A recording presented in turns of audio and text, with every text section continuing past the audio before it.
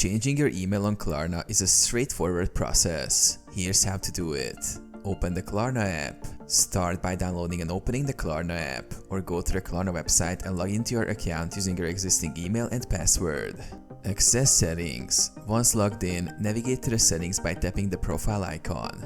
This section contains your personal account details. Go to Personal Information. In the settings menu, look for Personal Information or Account Information. Here you will find your registered email address.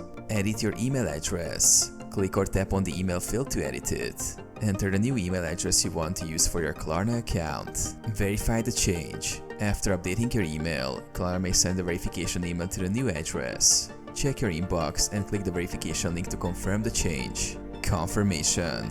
Once verified, your Klarna account will be updated with the new email address. You will receive a confirmation of the change, and your future communications will be sent to the updated email.